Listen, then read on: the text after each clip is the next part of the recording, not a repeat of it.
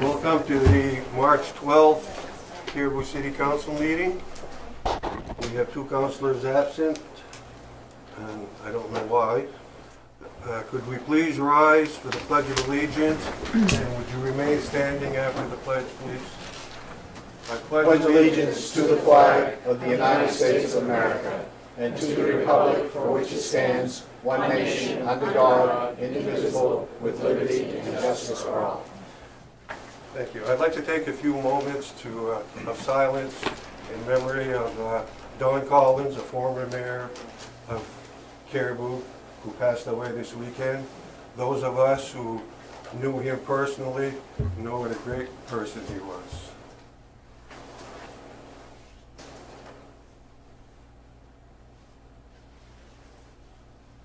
Thank you.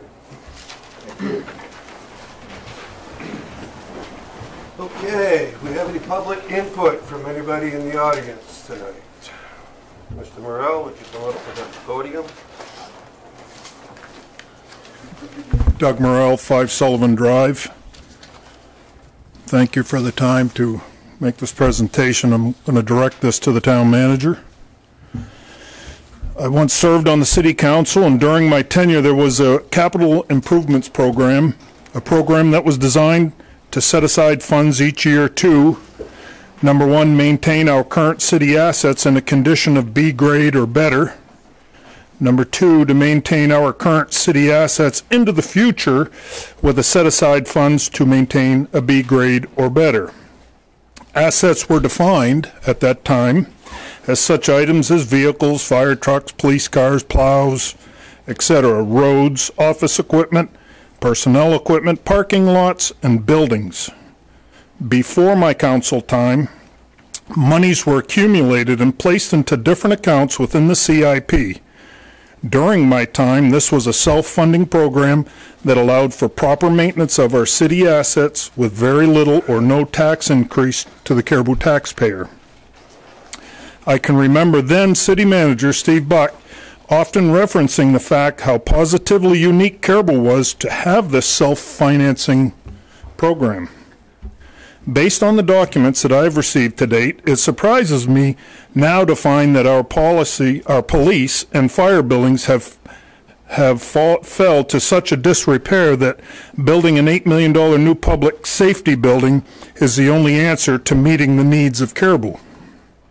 To help me better understand not only the city's financial situation, but building conditions, I would like to request, at your convenience, a copy of the actual capital improvements program expenditures for the past 3 years, along with 2018 projected expenditures.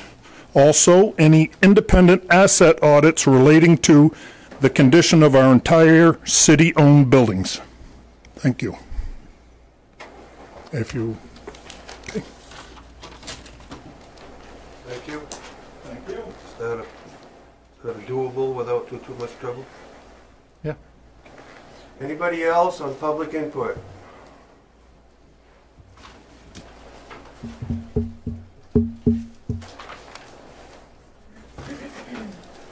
I'm Wilfred Martin, 74 York Street, Caribou, Maine.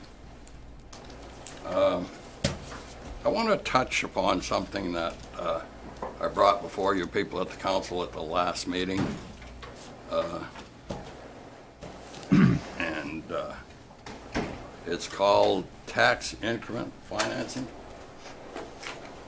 I want to know if there's anybody on the council that can tell me what the limits are on the amount of years you can have that program, you're eligible for it, who's eligible for it, how are you eligible for it. Please don't look at me with those stares unless you know what I'm looking for an answer. The limit is 30 years, and we actually that's one of the things we're going to work on today, is a tax increment financing policy. It's in the agenda. Yeah. Online. Well, you know, this has been a bailiwick of mine for quite a long time, tax increment financing. And I didn't realize how bad it was until I researched it today a little bit, and didn't take me long to know that the taxpayers taking it on the chin with some of this stuff. According to Wikipedia, TIF is a public financing method used as a subsidy for redevelopment, infrastructure, and community improvement projects.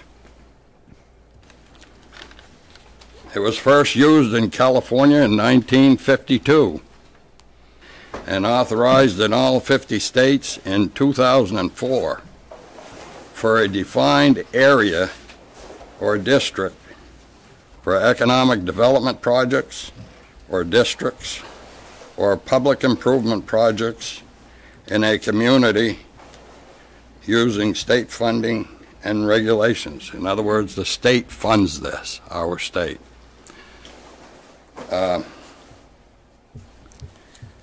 Now,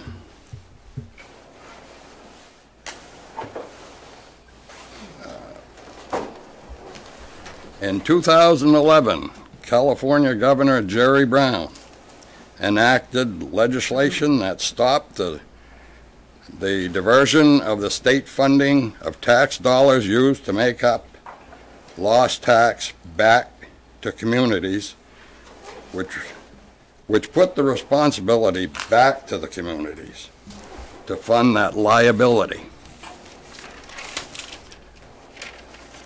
TIFs are publicly funded by the state, creating more state taxes for residents of the state. The state of Maine could at some point in time classify this as a unsustainable burden and create legislation to do the same as California and place the burden of unintended consequences on the local taxpayers. And for the city, which already has, I quote, unsustainable high taxes, could have a critical and devastating effect on what little economy we have left in our community. Isn't it ironic that the state of California, which was the first state to abandon the policy, was the first to instigate it, was the first state to do away with it? Also, can anyone on the city council explain to me how long a TIF program lasts? Now, you said 30 years, but that's not true. It can be up to 30 years. Up to 30 years.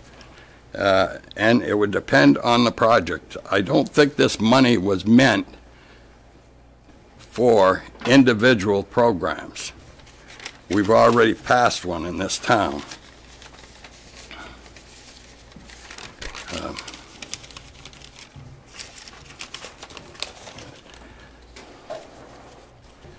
Okay, I'm concerned about this policy and what it means to the current taxpayers.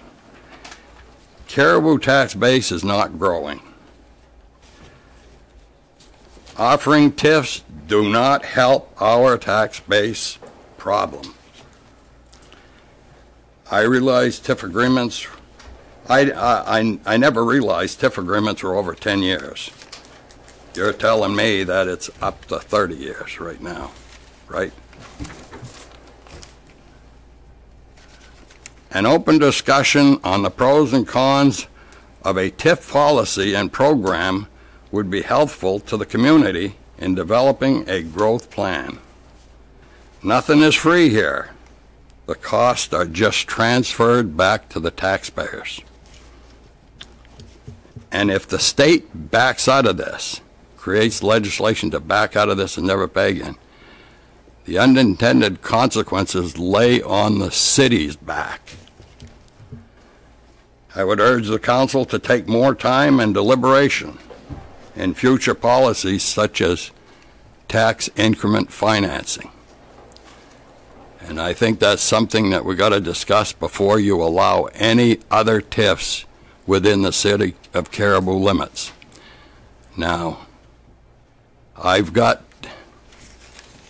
there's a lot more discussion on this that I could come up with, but I don't want to take all night here because it would take all night. But before you allow any more TIFs in Caribou, be very careful what you do, how you do it, and who you do it for. Because if you read up on it, it'll scare you. There isn't a state in the union right now that hasn't used it. And there isn't a state in the union right now that isn't getting rid of it, okay? Because California right now is buried in debt over it. And they were the first ones to come out with it. So we don't want to have the problems that they have.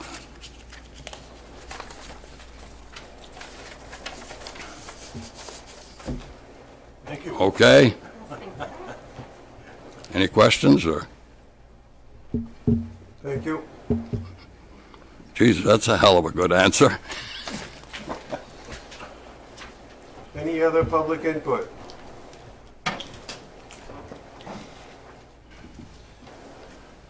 Okay, consent agenda. Minutes of council work session on the 29th of January, minutes for the meeting held the 12th of February, February financials, approval of the alcohol license expansion for Northern Maine Brewing Company, approval of public taxi license for Aroostook Cab Company, and renewal of liquor license for Caribou Country Club.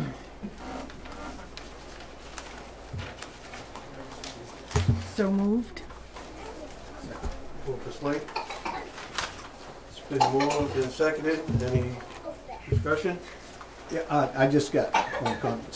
Some of the elements in the summaries haven't been populated, and I noticed it last month. Can we get those populated starting next month, please? Percentages, nets, so on and so forth.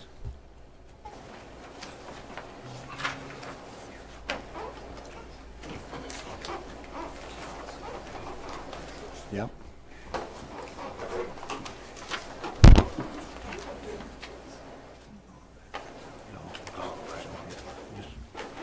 Okay. Anything else? That's it. All those in favor? Unanimous. Housing Board appointment, Sandra Biddle.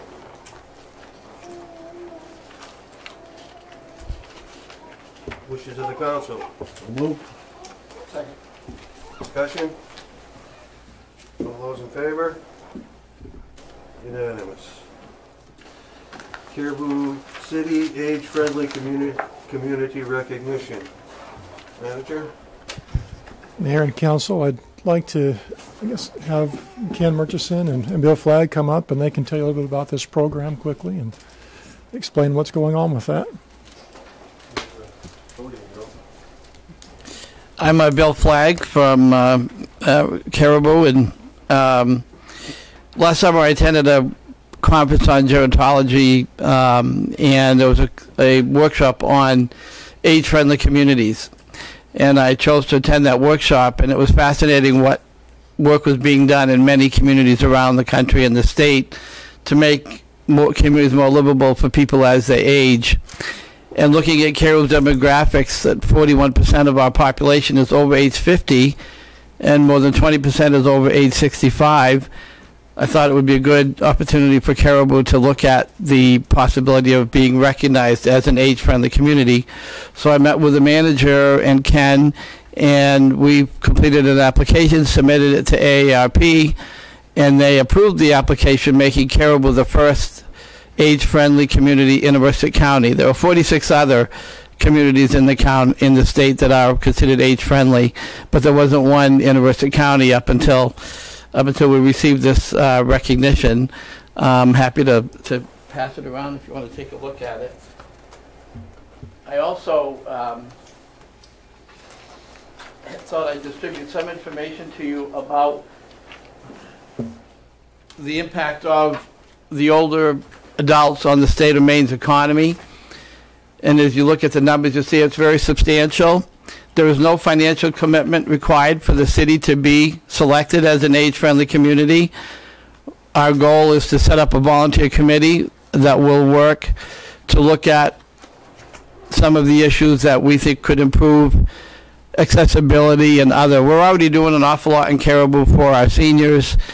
We have a great residential community here where seniors can age in place, which is the big goal that everybody talks about now, wanting seniors to be able to live in their homes as long as possible.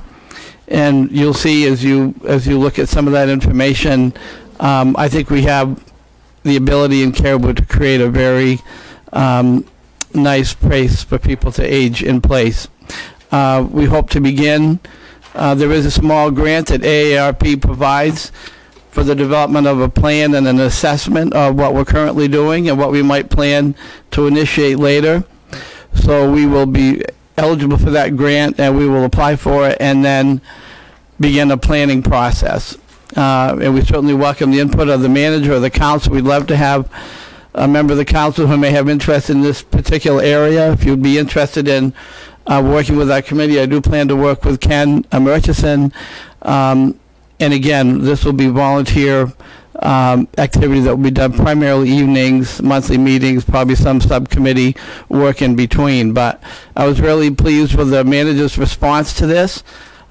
We had ARP came to Presque Isle, and we had the meeting in Presque Isle, and it was very interesting that they were saying that there wasn't a community that was age-friendly, and Ken had our application all completed to hand over to the director of the program, and they were really pretty excited. So, you know, we're really pleased, and I'm happy to answer any questions if anybody has any comments or questions.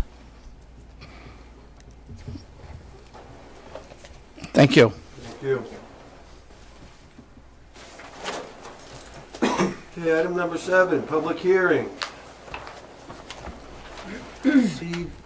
CDBG Economic Development Business Support Grant Application for Miss Jordan's Child Care Center.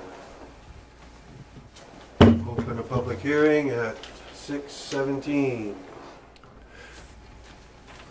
Mayor and council, as part of the CDBG application process, a person or a business has to submit a letter of intent that they would like to apply for these funds. In the past, the city has applied on behalf of VMS Solutions, as well as Mr. Haney, Milo Haney, to help him restore his gas tanks up at his property. And we had requests this year from 2 businesses to seek after these funds. One was for the Veterans of Maine Farm of Hope facility, and the other is Miss Jordan's child care facility. And we received information back from the state that the Farm of Hope did not qualify as a project for this particular type of CDBG funding, but Miss Jordan's did. And so in order for her to move forward with this process, the city has to have a public hearing to present out to the public the proposal, the project, and get public input for that. And at a future meeting, the City Council will actually have to adopt a formal resolution approving the submittal of the application, which is still in the process of being finalized. But the gist of the project is that Ms. Jordan Rosignol, she has an existing child care facility here in Caribou. Because of the demand for her services, she'd like to expand, and she's looking for a large space. And she's looked at the city's property that we own at 60 Access Highway and feels that that is sufficient for them to be able to go in, occupy 12,000 square feet of that space now that's currently being used as just cold storage. And they would go in, utilize some of these CDBG funds to renovate the space. Of course, working with the city since we own the building, renovate that for their needs and be able to grow their business. It's projected that they would add 15 staff members to their business if they're able to get this project going. And trying to get it situated at a crossroads point, because they not only service Caribou, they service out into Limestone up to I believe even close to Fort Kent with some of their patrons. And so they see that location would be a positive. With the CDBG program, the way it works, the city would receive the funding. We'd work with the applicant to disperse that as work gets done.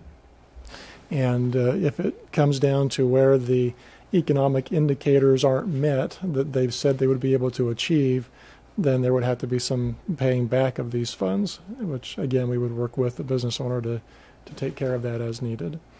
But tonight it is an opportunity for the public to come in and voice any concerns or support they might have for the project. And as I understand, there's quite a few in the audience tonight that would like to share their thoughts. And if I might, for those that are going to speak tonight, if you come up to the microphone, state your name, and then we also need to have you sign in as attending the meeting. Jane's already got that going around. So, Mayor. Anyone from the public wish to address this?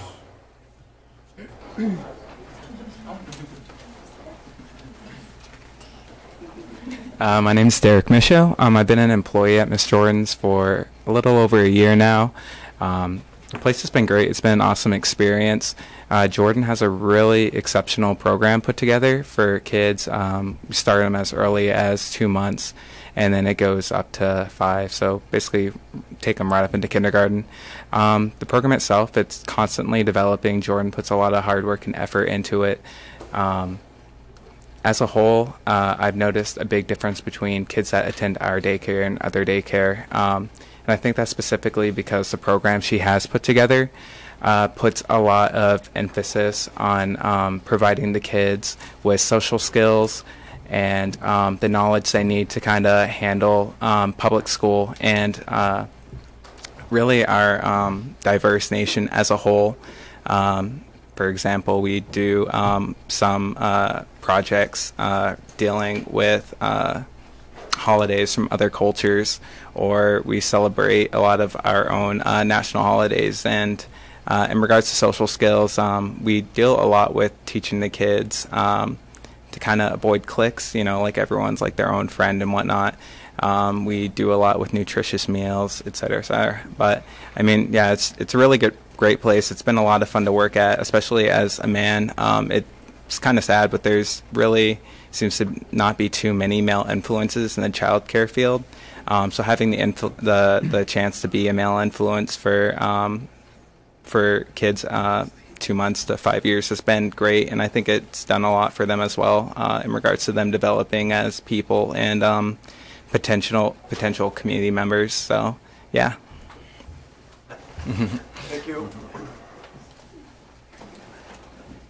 Anyone else? Yeah.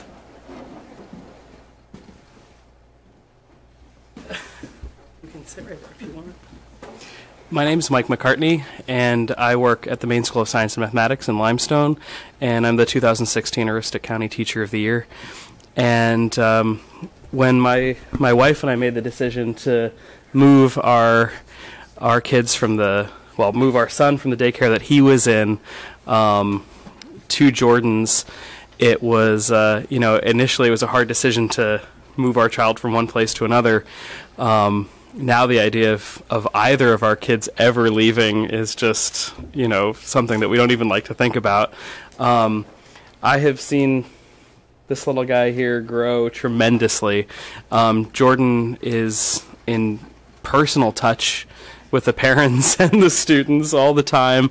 And as someone who has worked in education for his entire life, I can't, if I had to sit down tomorrow and design a school to send my own children to, I couldn't do as good a job as what Jordan's done.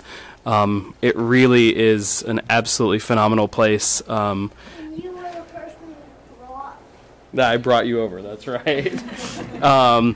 And so I can't support this enough. I really think that the more students that Jordan is preparing in the northern Maine area, the better all the schools in northern Maine will be as a result, and the more welcoming, the more diverse, the more wonderful the community will be here. So I can't say enough good things for Jordan. So Thank you. Anyone else?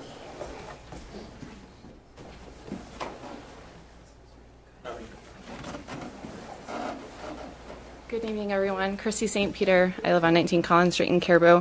Echoing their comments, I have 4 kids that go to Jordan's. I appreciate all this stuff because our community really does need Jordan in our community and to broaden what it has. I work at DFAS. There's a lot of people out there that are looking for childcare, and unfortunately, Jordan has to turn a lot of people away because her building is just not big enough to have more people, and her wait list is continuing to grow. I think you touched a little bit about, 12 to 15 jobs. I think that's really important. Another thing to consider as she expands, that puts more people out and back to work, right? And so that brings revenue to our community as well. So there's a lot of good things that not only from just childcare and raising little Patrick up into Caribou, but it also brings a lot of community or a lot of revenue to our community too. That I think is important to note. So I echo all of their comments. I think you guys could consider it, and I'm open to any questions that you may have. I've been with Jordan since she opened, and it was the best decision that we had. My kids will be going to preschool this fall, so I'm looking forward to that, and really encourage you guys to just consider it. So, thank you. Thank you for helping the population of Caribou grow. You are so welcome.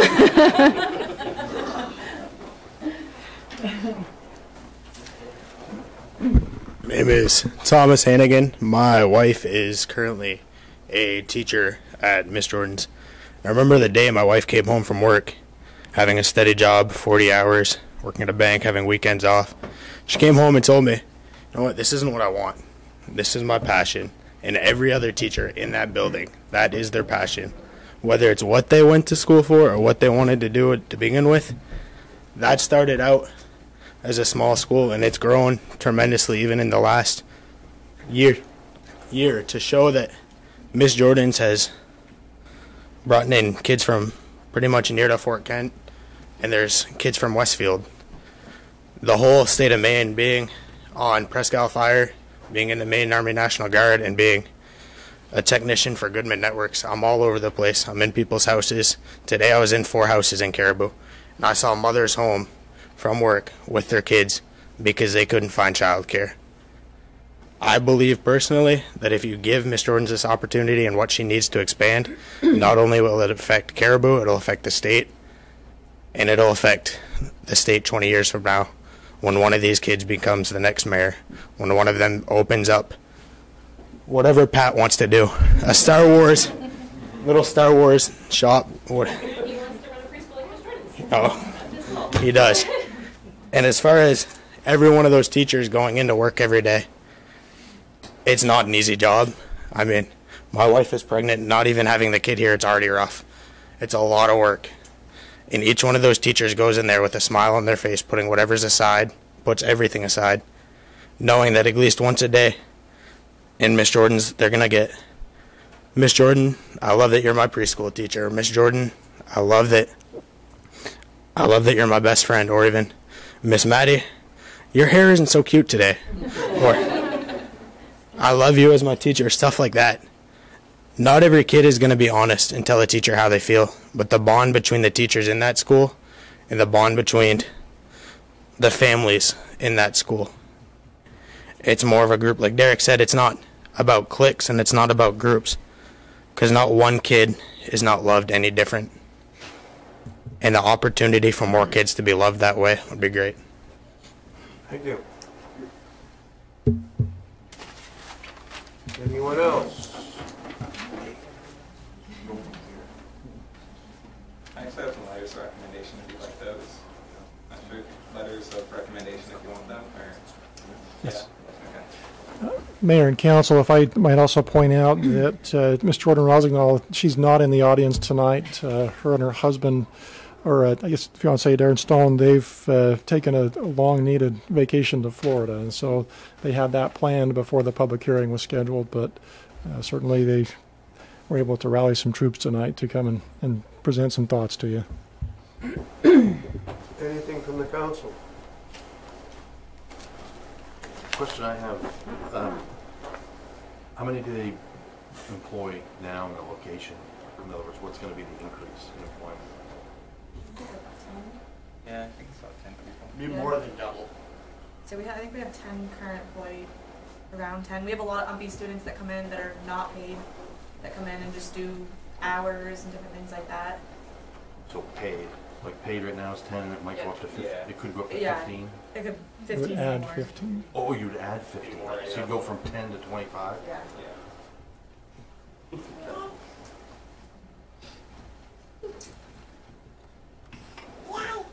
You know, if this happens and this business is there, the city's gonna charge market value for the rent?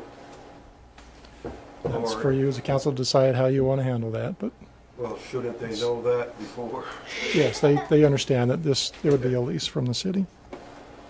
Is this the initial step to start the process? Yes. It is. So then all the financials and construction estimates will follow with the rest of the package? Yes, before this can get submitted to the state, they have to get all the complete application, which does include the financials and all of those, the business models and everything else for you to review, for you to feel comfortable as a council submitting this to the state.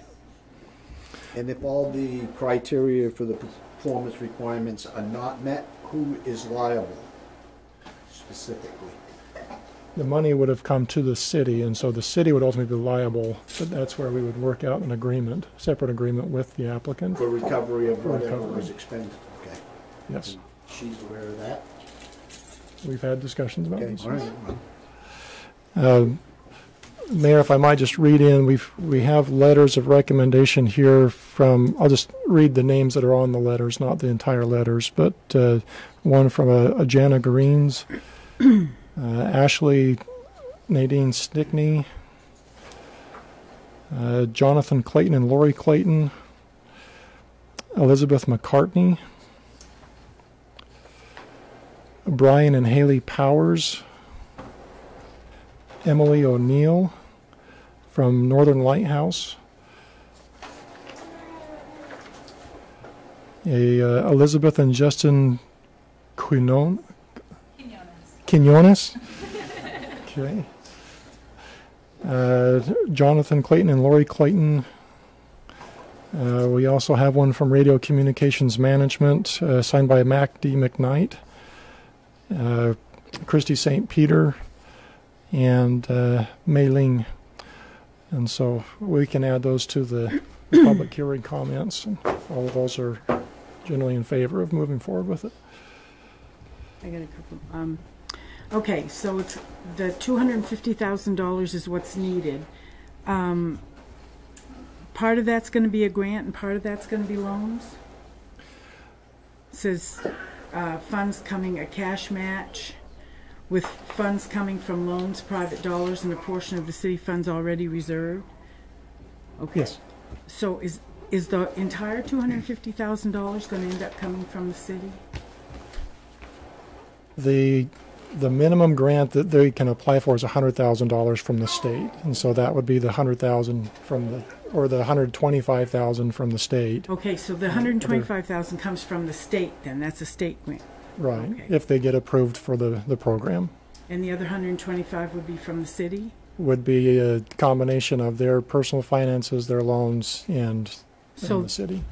So those funds have to be paid back. It's not a grant. Is that correct? And that's up for them to find those funds. Yes. Okay. Also, this building has been talked about as far as being a building that would be considered for the new police station or whatever. Is that off the... That determination hasn't been made yet, I Right. don't think. Because how many square feet is that building anyway? There wouldn't be enough for both, right? It's 3,000 square feet. 30. 30,000 square feet. Sorry. Yes. Okay. They only want 12.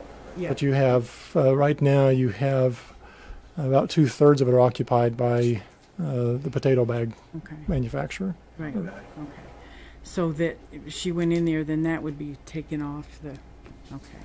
That's a good thing. We need it, that's for sure. I just am confused as to whether we're going to leave that on there for the police station or not, or whatever. So I think this is a good use for it. Okay. Well, it's kind of a win-win because Oh yeah, it's the city's building. It needs maintenance. and it's So- probably a better fit, you know. Anything else? What are the wishes of the council? Come out of public hearing first. Is that it for the public? I close the public hearing at 6:35. What are the wishes of the council? Should go forward. You want to make that a motion? Well, if I might, there's no action for the council to take tonight because we don't have the completed application for you to take action on. So it was just an opportunity to take public comment. Okay. Thank you. You don't have to leave. This gets exciting. Yes, so Okay, new business. Bill, do you want the rest of these too? Discussion and possible action regarding asbestos abatement in city-owned buildings. Currently, we're on Sweden Street, way out. Manager? Well, if you want to wait till the... Oh, sure. School and daycare larger.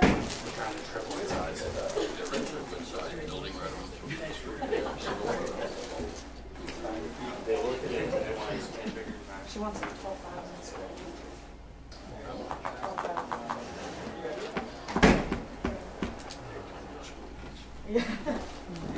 They looked.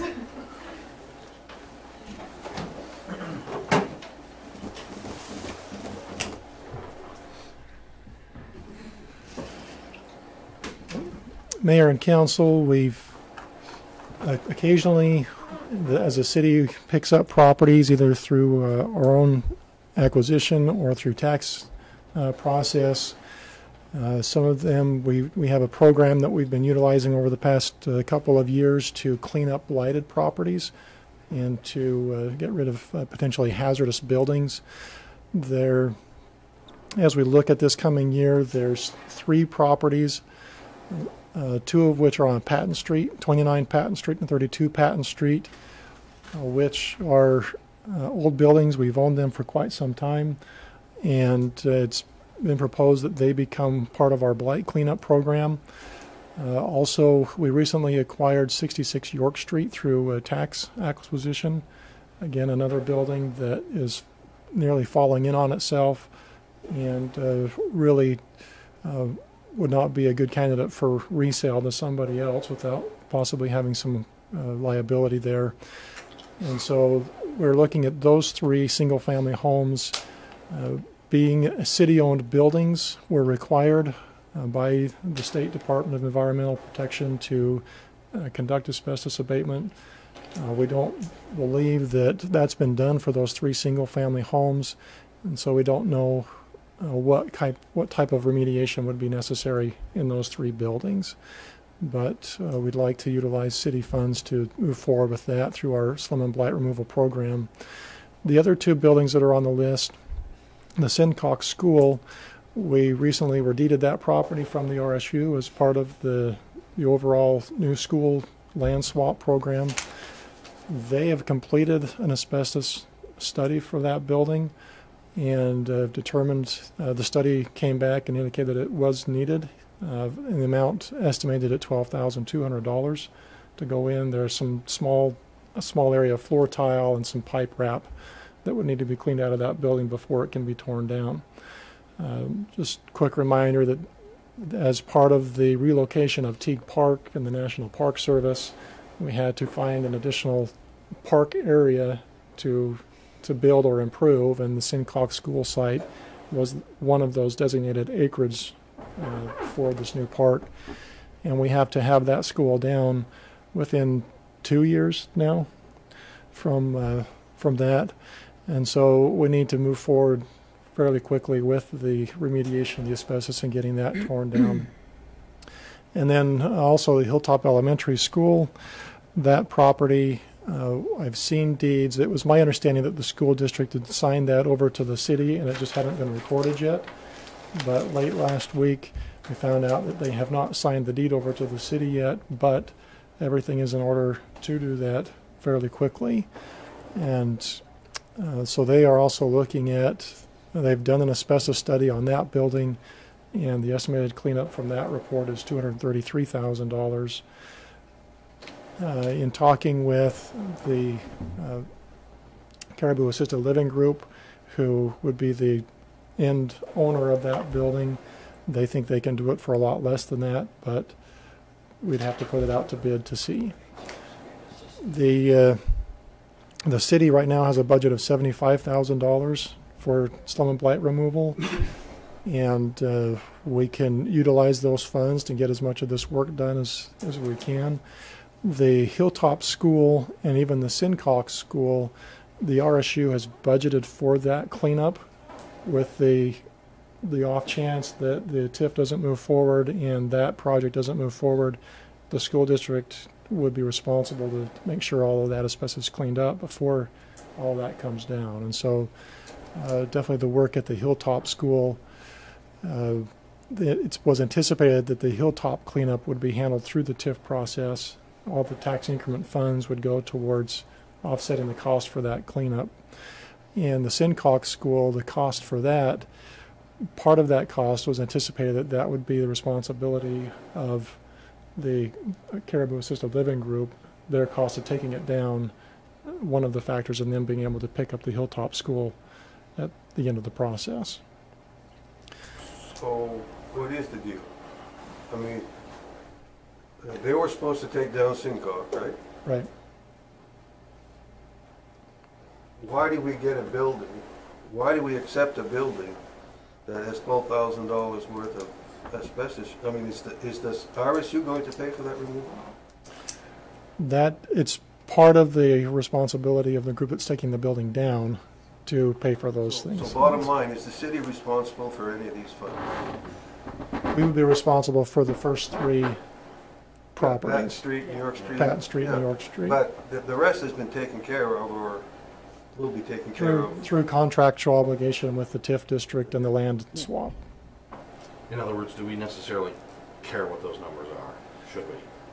Well, I guess it's a recognition that if the city's going through this process and we put it out to bid, the contract is going to be with the city.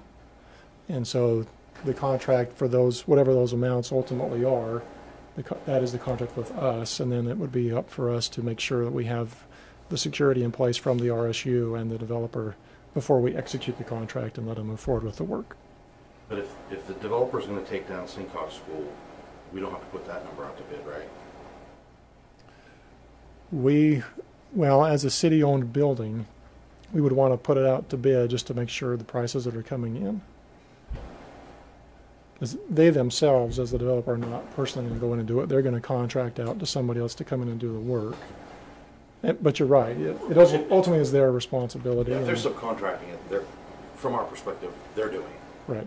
So that's why I'm asking me, do we necessarily care then what the number is? I mean, it's been estimated by somebody local, so that's what that number is. But ultimately, whatever it costs, we're not paying for it. Well, and these estimates, these are the engineering firm that did the asbestos study. That's their estimates. It's not a contractor's estimate for the actual work. So it could be more and it could be less. Right.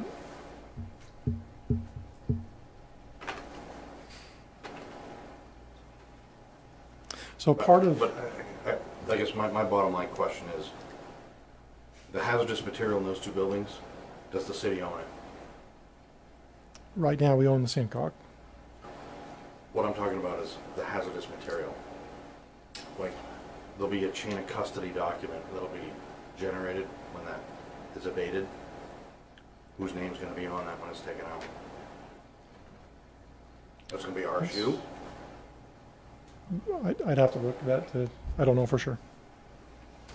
Whoever's name. Whoever's on the Going to be title. responsible. Excuse me, you're out of order. To the end. You're out of order, Mr. Morrell. Well, thanks for your opinion. I appreciate that. Look, we have public input. That's when we have it. These documents are all available to the public. You have all the opportunity to look them over. If you have questions or comments, do it during public input. you'll have a meeting later on this? For Wishes of the council? The only reason I wanted to ask the question in that way is that whoever's name is on that chain of custody is ultimately who's responsible for it. So at this So point, the way I would read it, would be ultimately RSU's name is going to be on it. Right? Because they own the building last. But if somehow the city of Caribou's name is on it, that means, in my interpretation, we could somehow be on the hook for the cost of removing it, regardless of how all of these properties end up changing hands in the end. So I just want to make sure we all understand that. Which what you're saying is, with Singcog School it's a little more known, but with Hilltop it's unknown. It just seems to me that ultimately we could be stuck with that number. this Hilltop is still in the RSU's hands. They still own it. But well, that's a good question and something we need to. Okay.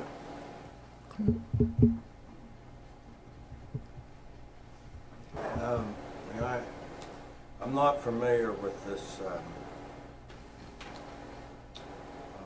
assisted living agreement. What the council agreed to and didn't agree to and all that. But the gist of it was supposed to be just a pass through, and we're using the city to pass it through, and some people are going to have ownership of it after buildings are torn down and stuff like that. It's not going to cost us anything other than the fact that we passed it through. Right. Is that how I understand it? Yes. When I passed through some land many years ago from one person to another, we all sat in the same room and did it at the same time, so that the person we were doing it with only owned it for like about 30 seconds, but everything got filed the next day. And do we physically have to take ownership until we know we're going to officially get rid of it? We don't have to. Again, the deed's not been signed yet. And so we anticipate that the Caribou Assisted Living Group, or whatever name they're calling themselves now, they will not actually take ownership of Hilltop until April 2nd, or it'll be after April 1st. No sooner than. No sooner than that. And part of that is because the TIF district, that tax increment finance district, which would be put in place for the elementary school, that is not going to be ready probably until July. But for tax purposes, they want to make sure that they don't take ownership until after April 1st. That way the commitment on the taxes stays as a zero value right now. And when that gets submitted to the state for their review on the TIF district, that base value stays at zero. Just if we could not take ownership as late as possible.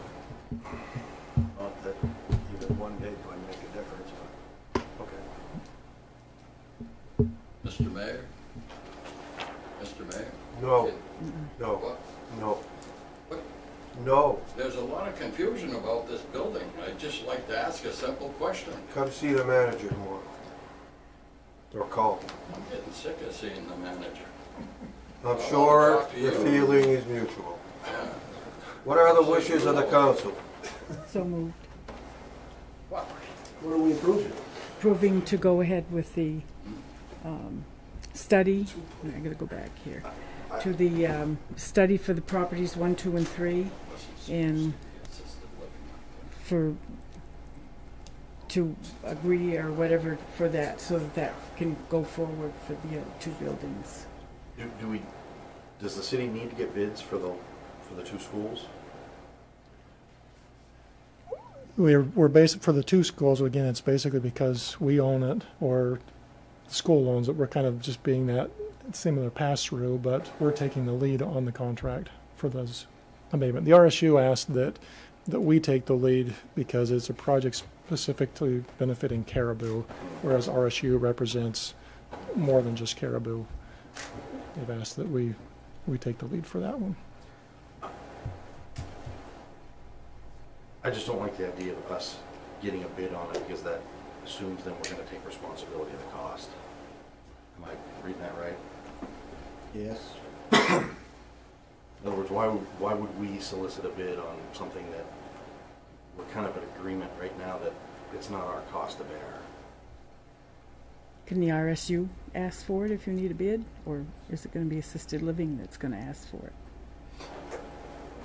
I think ultimately, assisted living would solicit a bid. And I thought But that they was the wouldn't- plan that they were going to do. But they wouldn't go out to bid for work on a building that they don't own. And That's they, right, They that's won't pick right. it up until. I think a bid in the RSU's name would be fine. That assumes it's their responsibility and their cost. I think we gotta keep our name off it. Did that get seconded also? No, yeah. No. I think we should split those two. Right. Split them out. Take the two school properties out and we'll deal with them separately. Vote to bid, put out to bid the single-family homes. Right, because those are ours, we inherited those through tax acquisition. And not go out to bid on the two schools. At this time, yeah. Is that your motion? Well, we gotta wait for the other one to fail. Or I can withdraw it if you want to. Doesn't. Well, But lose it or you want to Well, withdraw? no. But am I, maybe I misunderstood the other day, but aren't we trying to do this because of the time constraints? Part of the impetus for the request on the elementary school is that honestly, the city council, you've determined, or past city council determined that you wanted to get that project up and operating as quickly as possible. Well, they want to be open this fall, late fall, in order to make that work. In order to do that, they need to have the asbestos cleaned out as soon as possible, and that's probably not going to happen until, even if we put this out to bid next week and all the stars align and the contractor is available and ready to go within 2 weeks of an award, it's still probably going to be the end of June before the asbestos will be done. And then you're looking at they're not going to take ownership of the hilltop until July, and that's assuming that the TIF gets approved by the state in a timely fashion. So it's a matter of just trying to get it ready for them. As soon as they take ownership by deed, they can move in and start doing the construction work. I don't necessarily think we risk anything by having a bid solicited for those schools as long as the RSU's name is on it, not ours. Because we don't own it. We own Simcock. We own Simcock. So we do own one. The bid part's not the big issue, it's the contract that comes after the bids are accepted. And that's how you write the contract. It doesn't matter who puts the bid out. It's how the contract is awarded, who's ultimately responsible to pay for it. So. So where are we? Did you retract your bid? I Or was- your, They're in the withdrew it council if you chamber. want. You would do it? I did. I'll make a motion that we separate 29 Patton, 32 Patton, 66 York Street, and approve those to be done. And then I think further discussion is needed on the last two, so we'll take them up as a separate item. Second? All those in favor? Okay. Sincock. You say, has the deed been signed? That one's been deeded, that's been recorded. So we own it. Yes. So then we should ask for a bid on Sincock. Can I have a motion? Do you have to put that out for bid? Isn't I mean, that's, the assisted living is going to be taking that building down as part of the agreement, so do we have, Right. can't we just let them handle that at the time? it's, I guess it's just a question of the process of who's hiring the contractor to do the work and what is the value that's being established with that. Again, where we own the building now, it's work for us. We could say, basically have a separate agreement with Soderbergh Construction, who's agreed to do that work, and just say our contract's with you, and you go take care of the asbestos, and you get the building down, and we just tell them to move forward, and we don't care. Especially recognizing that all the cost is part of their, again, purchase price, so to speak, for Hilltop School. So let's do it that way. Mm. Can I have a motion? Okay, the wordings. So we just authorize Carl Soderbergh to move forward with demolition of Sincock. Okay. And Yeah. So moved. we work on that. Discussion? Could I have that repeated, please? What motion is? The motion is to authorize Soderbergh Construction to take the building down, and he's responsible for taking care of the asbestos.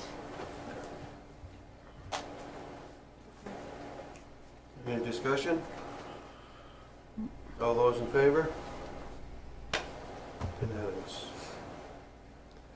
Okay, now, we don't own Hilltop. Right. What happens if we say we don't want Hilltop? What does the RSU do then?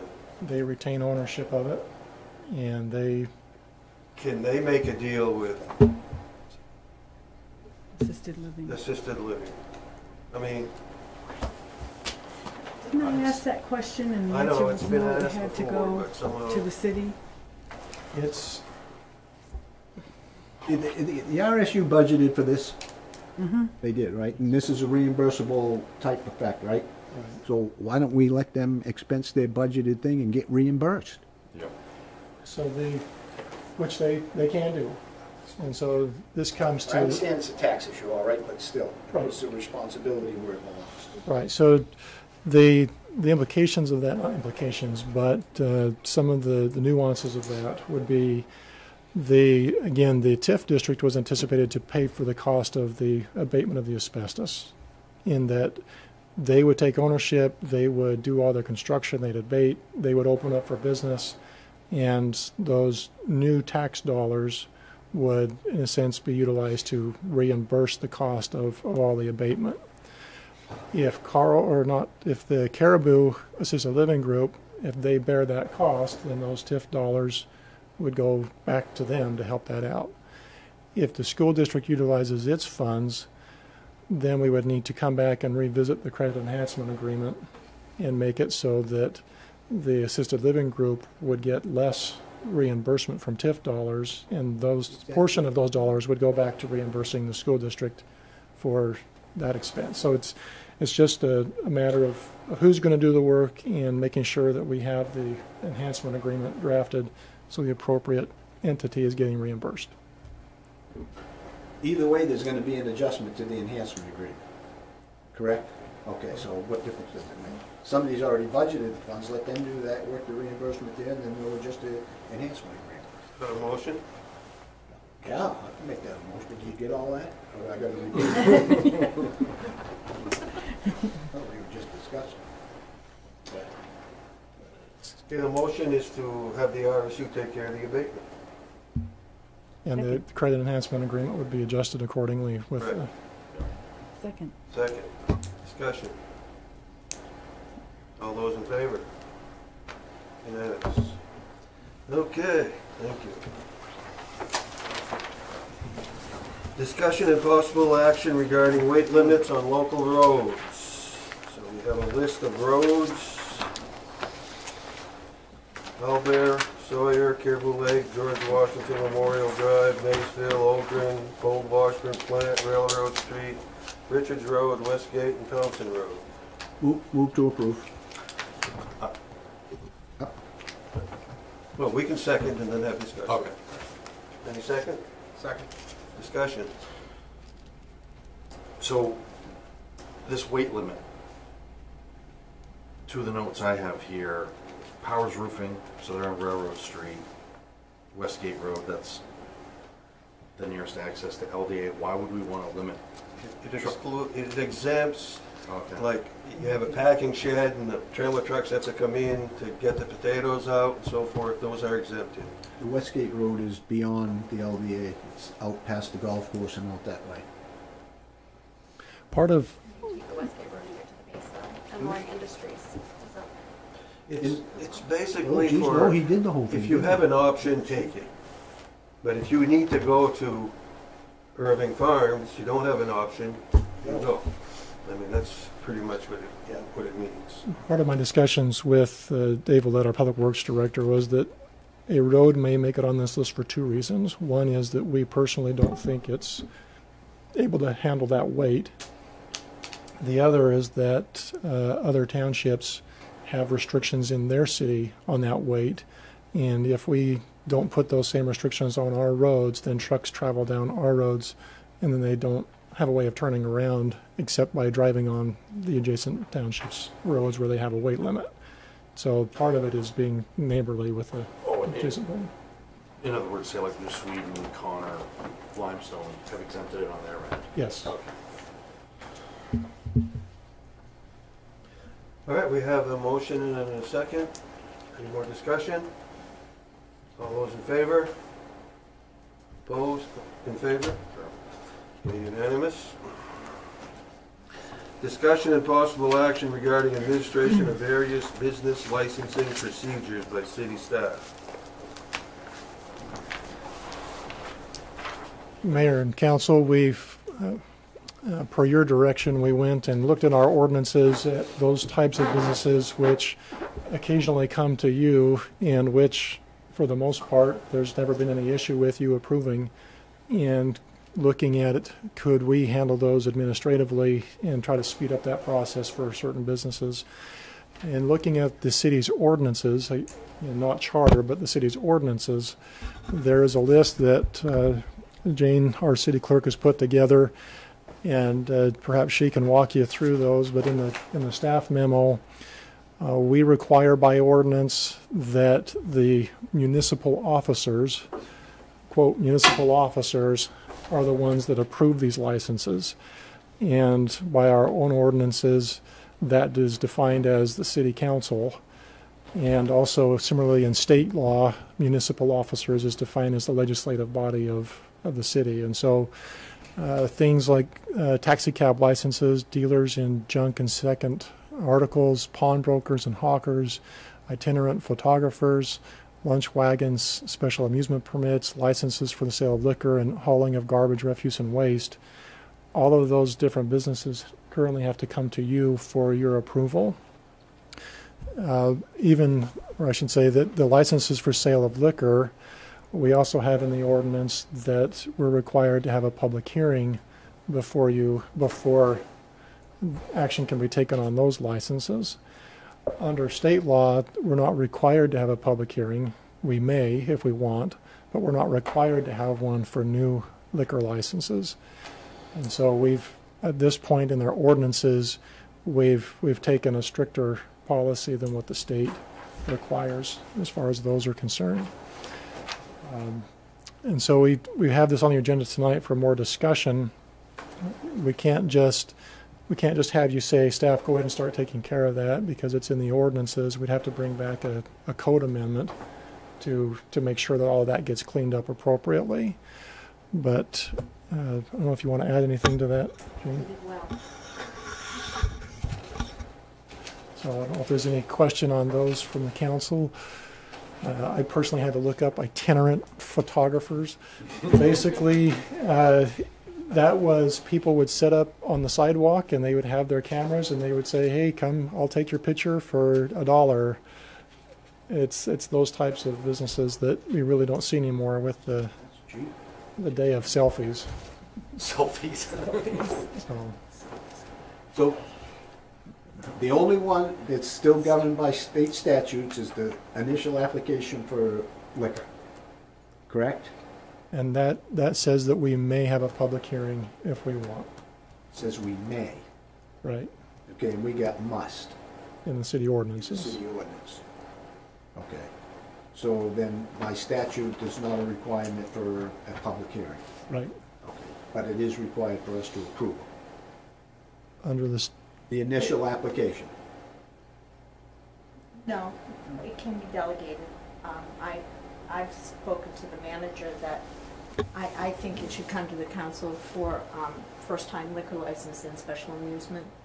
And I think there should be a public hearing on the first time, but after that, it's, I would see staff could make those decisions. Okay. But you don't even have to have it the first time.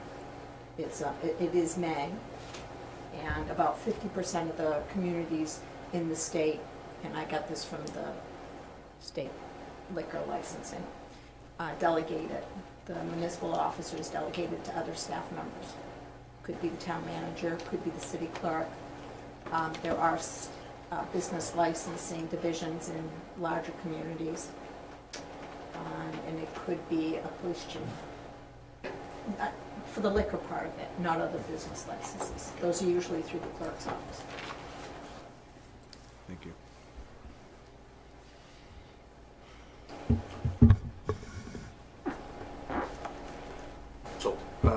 So the two questions I had, say we moved forward with this, would the administrative staff conduct this process publicly, like we do here?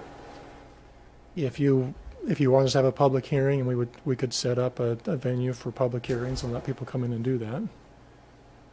Or, as Jane has suggested, you could still have the public hearing on the liquor licenses, at least for an initial review, and then after that, I guess the struggle that we have with each of these licenses is, for the most part, they're regulated by state code, what they can and can't do, or by our own ordinances, and it's a pretty defined line. Are they doing this or not? Yes or no? And with regards to public hearings, the concern is the public may come in and they may not like it or they want to stop, but if the boxes are all checked, legally we can't stop it. And so the public process really is in the establishment of the standards for review. And if the public's involved with, yes, we're okay with those requirements and the ordinances the way they are, staff can administer those very easily. But it's the council's prerogative if you want to continue to have it come to you. So the other question I had is, what would the fail-safe be against the administrative staff approving or disapproving these licenses arbitrarily? Well, that we could. We're obligated to obey the law the same as you, and if we don't, then that's a personnel action and termination potential. I mean, we've always, like the garbage trucks or the taxi cabs, okay? We get a memo, it says the police chief or designee has inspected these vehicles, everything's fine. Well, we agree with it. We trust them that, yeah, okay, you did. So, I mean, it wouldn't change that. I mean, if they wanted to do that, they could do it now. I'm not trying to be confusing, Sure. but these are things that are in the code book. These are licenses in the code book. But back in, I believe it's 1989, you delegated to the city clerk's office for off catering premises. So you have a business in town. Take the brew pub. Brew pub's going to do Thursdays on Sweden Street this summer. They need to get an off catering premise permit from the clerk's office because I was delegated that authority back in 1989. So I sign off on those. So you don't even see those anymore. Some towns they would. A few years ago, I believe when Buck was here, you delegated BYOBs to the police chief. Those don't come to the council anymore. They go to the chief. I would hope outside of these code ones, the ones in the code book, that you will delegate to myself or to the chief expansion of liquor licenses. The expansion of the premises, you just ratified one tonight, because that is sometimes something that's a time factor, and either delegate it to me or delegate it to the police chief. But I'm not going to issue it. If I get that delegated to me, I'm not going to issue it without running it by the police chief, code enforcement officer, and the fire chief. And then if the person has a problem, he can request a meeting with us, right? How many times have I denied something? Yeah, no. So. I'm just saying in case that happens. I think, is that what you meant? Casey denied it or I think- something? Right. And it's just, this is just a final step. I mean, we're gonna take the recommendation of the police chief or whatever anyway and say yes. So this just eliminates this step because you've already, we don't go out and physically inspect the taxi cabs or things like that. So we would just take your recommendation anyway. So. And we used to do the bingo for everybody.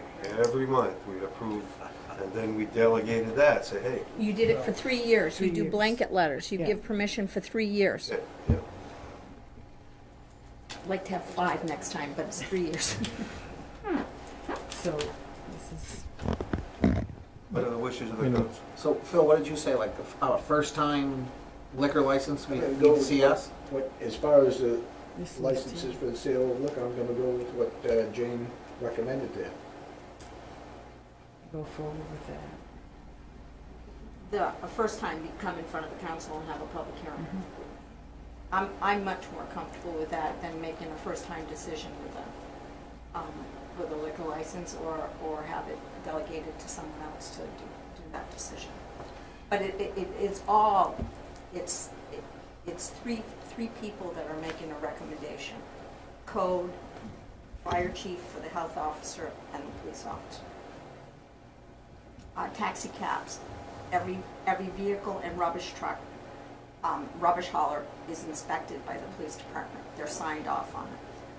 He and I sign off on their their rate charts. Tonight, an example, we had a taxi come in front of you, relicensing, not a question was asked. It was on the consent agenda.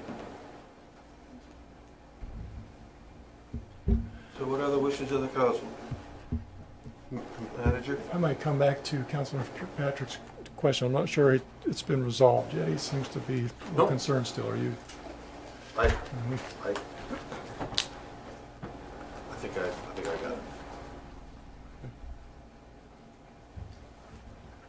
Just sometimes sometimes people don't ask questions because the system's working great and everything's going good. But the formality of doing something just to get that stamp of approval just kind of keeps everything in check. And not that anyone's checking on anybody, but it just kind of, we as a council know what our business community's doing. It's their chance to come tell us what they're doing because their license is up. And it's a very smooth running operation. I understand. And I've never known it to take up too much time on the city council other than slam of the gavel. But it was nice to read the packet and have people know that these businesses exist and they're in our community and stuff. You don't see medical marijuana on there, believe me. Medical marijuana didn't make that list. That will go in front of the council every year. And we get just the bad ones. We get the controversial ones. Or the best ones. Or the best ones. The concern, I'm sure, is not so much the time that it takes on the council's docket. It's more the process and the timing from the applicant's side of, you may not have to go through one more step, one more delay, and it's part of that being a little more business friendly from the city side of. The consent agenda, item G, we approved the special event that took place last weekend. Yeah, I know.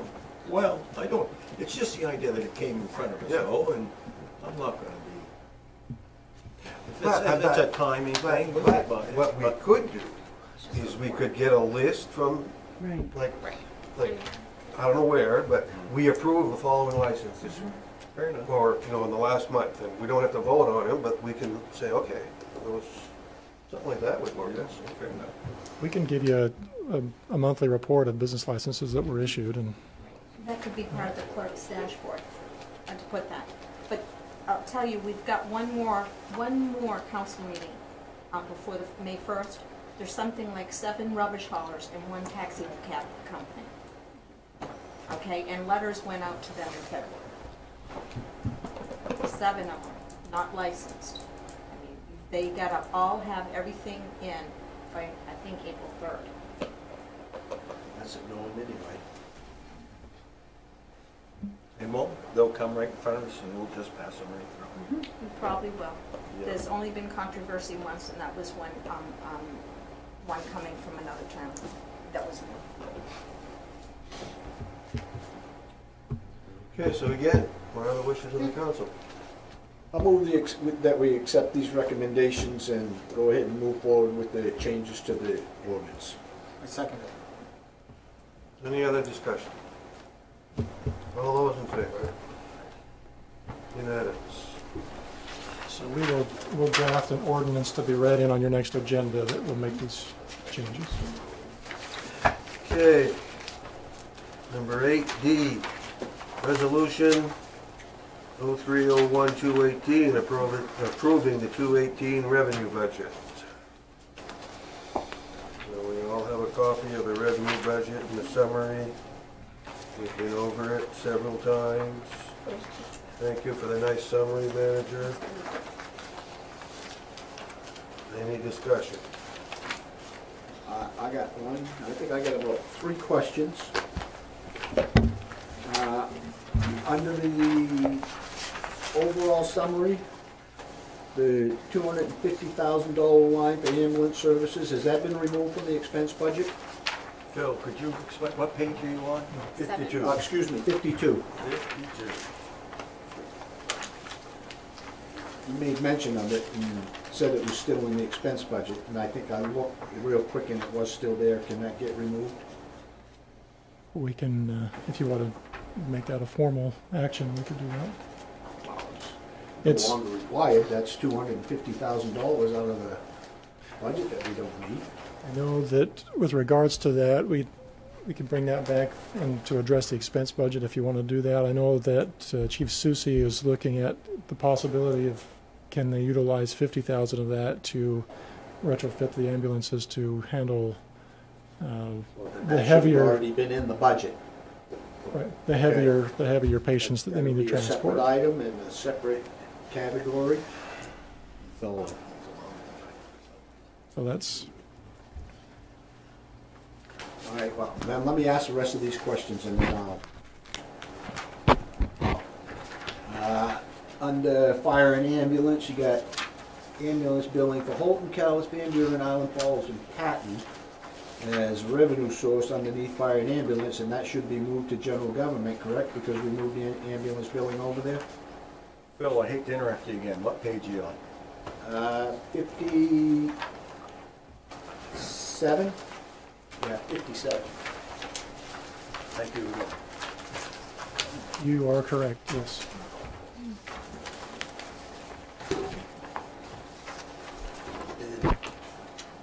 Oh, yeah, I just have another one here. And the other question I have is, I think we're supposed to get a second payment from the Department of Education for, just like we got this, I get the years all mixed up, but just like we got this year. Okay, I think we're supposed to get that in two installments. Yes. And the one we just got is the first one. Okay, I don't think that's included in here. The second one. The total of those payments is in here. Both of them? $142,000. That's the total of the payments that we'll receive from the RSU this year. But we have another one coming. The first one was only half. Huh? The first one was only half of the total. Correct. So how much was that? 70. Okay, thank you. Then I misunderstood when it was presented earlier. I thought it was going to be 142,000 for both. No. Thank you. Disregard that one then. Thank you.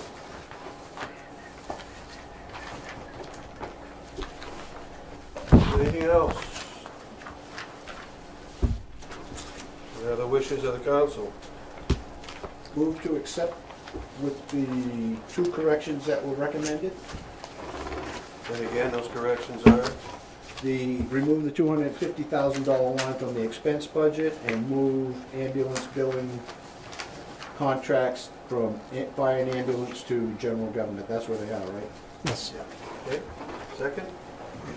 Second. Okay. Moved and seconded. Any more discussion? All those in favor? So moved. All right, and resolution 8E, 03-02-218, approving policies for tax increment finance districts. Mayor and Council, this document, the 2018 Tax Increment Financing Districts Policy, is the final document based on the comments that I received from the work session that was held. And it includes with it a statement about that TIFs would no longer be, or that credit enhancement agreements would not be a tool that the city would utilize with retail establishments unless they would be creating a minimum of 10 new full-time equivalent jobs which pay 100% of the area median income. That, if you want to debate that or discuss that more, we can, if you want to make those or have that discussion. We've also put in here that the development would have to be bringing a taxable or a tax value equal to or greater than $1.5 million in order to be considered for a TIF district. That was discussed. All other items that are in the policy were as discussed in the last meeting.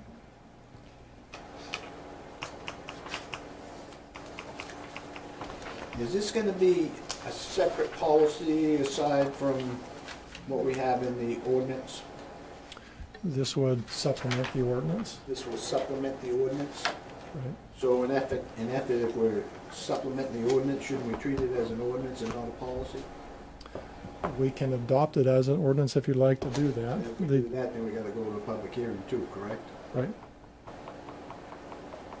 I think that personally that it would be better altogether instead of having a supplement here, there, and everywhere myself. So I don't know how anybody else feels about that. I don't understand what you meant by ordinance. Currently, we have in the ordinance, I forget which chapter off the top of my head, 4 or 5 or something like that, reference to what we do as far as tax increment financing, and this is minimal. And in effect, if this is going to supplement that and/or support that, then probably it ought to be part of the ordinance and not a policy in a separate location. Maybe it's chapter 10. Yeah. So this be similar to when the national legislature adopts a law, they leave it to the bureaucrats to create the Code of Federal Regulations, which is how the law gets implemented through the system. And so we do have under Chapter 10 the law regarding tax increment financing. There's not a lot in there. Some of it is already or is incorporated into the policy, but we can certainly go through this and make sure that both are coincident, and I'm not opposed to bringing it back by an ordinance and formalizing it in here. So we'd draft it in an ordinance form, it'd be read in at your next meeting, and then we'd schedule the public hearing, and so you'd be May before the changes are made effective. If it goes that way, but you'd have your public hearing in May, and then take action on it. What are the wishes of the council? I would rather see it adopted. I would like to, I'm going to make a motion that we adopt it as the ordinance. I'll second it. I think that'll clean it up a little bit too. Any more discussion? All those in favor? Now, before it comes back as an ordinance, can I explain an issue that I'm having with this? Okay, I found this on the web for the Long Island asbestos treatment. Is it too late to change anything in it now? Nope. No. It's on page 3 of 5. The project creates significant new tax value equal to or greater than $1.5 million. You mentioned it earlier. Too far. It's number 4, I'm sorry. I'm all for going after the big fish, so to speak. That's where the money is. Mm-hmm. But a lot of our development could also come from small businessmen and women who are already here, or who want to expand a little something. Might employ one person or add to the tax base by $50,000 or $60,000. And that project won't equal $1.5 million, so they wouldn't be allowed to partake in this tool that we're allowing the big fish to use. And I would think that we would want to try to keep this tool as open to everybody as we can. And I'm trying to think, when was the last time we had a $1.5 million development in Caribou? And you can mention one or two, but it's not as common as someone who might want to start a small little business. And I'd like to see, my personal opinion, you know, when Farmer Mark builds his $200,000 campground site, and I come in and say, you know, it takes 4 or 5 years for me to get this thing up and running, I'd like to have a TIF based on occupancy rate for the first 5 years. I'm occupied for 40% of the time, I'll pay 40% of my taxes. And at the end of 5 years, I pay 100% on every site, whether it's full or not. But the cost of that project, I got it penciled in at about $200,000. So that would eliminate me. I'm trying to make this about me. What about the 10 employees then? They want you to hire 10 people. That's another stipulation. Well, you could say that too, Well, you know what one I'm at a time. Oh, okay. And so I'd like to have that struck out of there. It wasn't in our last ordinance, was it? It wasn't addressed in the last ordinance. $10,000, I guess, just to keep the paperwork down. So I say some of this is up to the council and what you would like to do. I mean, we could, between now and when the ordinance gets drafted, we could maybe go look at what properties or buildings do we have that might meet this criteria now. And it's not common,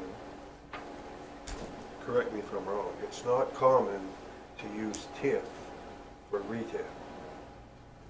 And that's part of the policy. So we'd have to go back and change. We agreed in workshop that we would not do TIFs for retail unless, and that was the 10 million, the 10 jobs, or you're redeveloping like Hilltop, you know, from something that wasn't taxed to something that becomes taxable. Those are the guidelines that we're looking at. So. But there's a lot of things out there that could be developed that aren't retail, that would exclude them. Well, that's fine. I mean, we can lower that if you want. I don't have a problem with that. And we can, I mean, we can look at the number of jobs on a case-by-case basis, but, I mean... I don't want to confuse what's up here under retail. Yeah, I know. And what I'm trying to say down here under this, my point is under the 1.5. It's different. I get it. I have some retail projects out there I wouldn't be eligible for, but the campground site would be. Okay. I think service. so we could certainly clarify our definitions for what these things are if we want to try to do that, to say retail itself is not eligible unless this, but anything that meets this other criteria, we could look at that. So in other words... So that was, excuse me, I apologize. Okay, go ahead. That was put in there for retail? No. Oh, okay. Well, was it? No. No. We don't look at retail unless it does 10 full-time equivalents and does that. It doesn't say anything about your project. Got it. Right? I thought service was different. Well, the 1.5 would apply to any project. The 1.5 million, any Would project? apply to any project, Well, but the 10 employees And the... Applies only to retail? applies to retail. So the only one we'd have to change is that 1.5 million. It's under the mandatory section, right? We're applying that. If it doesn't meet that, then forget about it. Right. So what do we have to gain by putting the bar that high and leaving all this opportunity? out of this program. So I guess we also need to recognize that the TIF districts that we have, they already cover a large portion of what we would consider our urban or our commercial corridors. In fact, let me pass this map out so you can see that. Are we at to the limit of what we can do? No, we can't go over 5%. We're only just barely over 2%. Okay. So there's room for going first. Yeah. Whoops. Let me keep that one. So most of the business locations, majority of the business locations that some of the things we're going to try to improve are already in a TIF district. So if they add value to their property in some way, the city is already going to be receiving those funds back to benefit the TIF district. It's just a matter of, do we want to, if we're going to be getting those revenues anyway, how do we want to use those funds? Do we want to use it for the benefit of the entire district, or do we want to create individual credit enhancement agreements for every new store or expansion that gets created in those areas? And that, again, is the prerogative of the council. If we want to be doing that, we certainly can. It's just a matter of what triggers do you want to put in place. The intent really behind the TIF, and to maybe speak to the point made earlier, that the reasoning for the whole TIF program, the very impetus was to say that if there's a major hurdle that can't be crossed unless there's some additional incentive available, then let's do this TIF. Let's provide that extra push over the hurdle so that the project can get going and be self-sustaining. If they can come in and they can start their business and they've done their projections and it's going to work, there's not really a hurdle there. It would just be an additional benefit. Then are those the projects that you want to consider using TIF dollars for, or do you want to reserve that for the bigger fish, as you said? It's is it the manufacturer that can bring in 20 jobs as opposed to the manufacturer or the retail that's going to bring in 50 jobs? Both, I think, in either case, you can say, hey, it's jobs to the area. We want to do what we can. And then it's just a matter of, are we reserving this for the big fish, for the industrial, or do we want to support all businesses that could help the area? There's been a push in the legislature this year to take away the abilities for cities to even consider retail, that cities could only utilize TIF dollars for pine trees or pine zone eligibility or major industrial businesses, mixed use projects, and basically saying, cities, you're not quite using this right. We want it to only incentivize major development, major influx of cash into the economy. So it's just a matter of how do we want to use the tool, and how much do we anticipate the state's going to strip us of the ability to use it in the future. And that's what comes down to these triggers that we're setting. And if something comes up that doesn't fit that criteria, we can still do the credit enhancement, correct? If it's already in the TIF district, yeah, you can consider credit enhancements. You can only do credit enhancements in TIF districts? Right.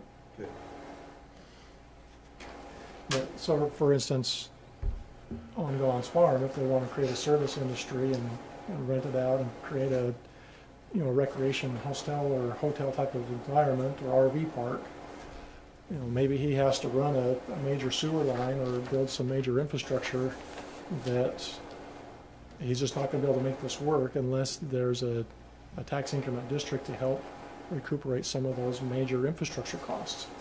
That's certainly something that under a TIF district we could look at, and of course we'd coordinate with the utilities district and we'd find out how much that's going to cost and who's it going to service and who's it going to impact. But utilizing the TIF, you could reimburse a portion of those expenses or all the expenses back through credit enhancement agreements if the TIF district is created.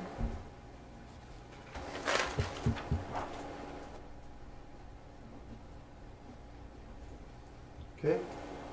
So it's gonna come back to us. And there will be a public hearing.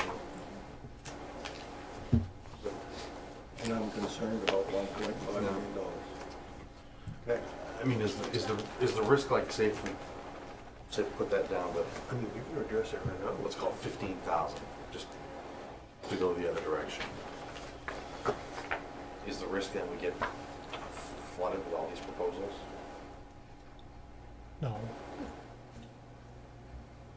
Right, I mean, that's, in other words, what's the risk if we put the Put a bar? 0. Oh, I think we need that. That's basically where it was, or has been, is at 0, that we would entertain all. Okay, what would the council, what would you like to have for number, Mr. Nolan? 0, greater than or equal to 0? Number 4, then, if I understand it correctly, that the project in retail would have to create $1.5 million of tax value, and then all other categories could be 0, 50,000. I just, there's a little, there could be some development on the smaller end of the scale, and this is a tool that could be used to attach those outside of retail. And if someone comes in at 52,000, we don't have to accept it. No. Right. We just do what, you know, if it looks good, okay, if not, Right. so make it a motion. Make a motion, you want to change 1.5 million to, what's your number, 50,000? I want to keep the 1.5 million for retail. Or for retail only? For retail only. Okay, so, There you go. I thought that's why we put that in there. I'm not objecting it for retail. It's just that there's other development that would come in that doesn't fall into that category that I would like to see be eligible. That's it. That's good. you got that? If the council is okay with that, I can. Okay, is there a second? Second. What do we have for the second number? What's the final? It's the 1.5 million For is for retail only. retail, 50,000 for everything else. Yep. Moved and seconded. Okay, any further discussion? All those in favor? Okay, unanimous. You still have Pine Tree Zone also? It was extended for another 5 years, 3 years, So when does that expire now? 2022, I believe. So it got up, actually it was supposed to terminate last year. Okay, I wasn't there. Extended it.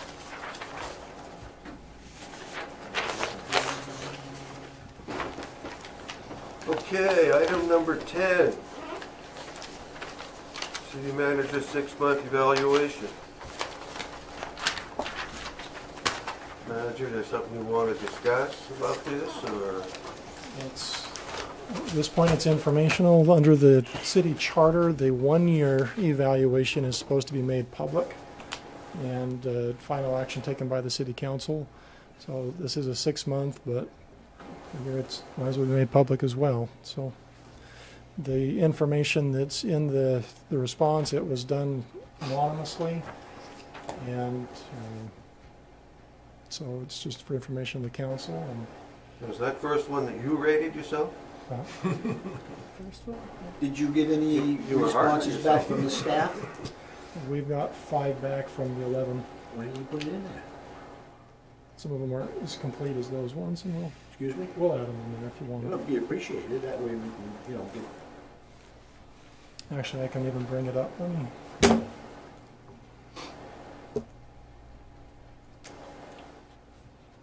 You're gonna add it in right now?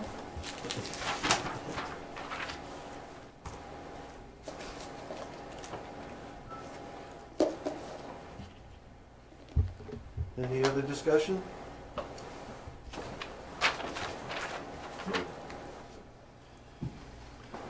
I'm just trying to pull up the information that we have from the. You just send us a copy, I just want to look at it, that's all. Okay. There's a building committee meeting tomorrow at 6 o'clock in the EOC building. Is that open to the public, or just to the members of the committee and the council? We can make it open to the public if you'd like. Okay, anybody that wishes to attend? It's not a building committee meeting. It's the committee to... Safety Building Advisory Board meeting. Could you have made it longer? I didn't. Safety Building Advisory Group will be meeting tomorrow in the EOC at 6 o'clock. All those meetings should be open to the public. Anything else? There's a health insurance, employee health insurance advisory panel meeting tomorrow. That's been postponed. Hey, good thing I am. Do you know what time?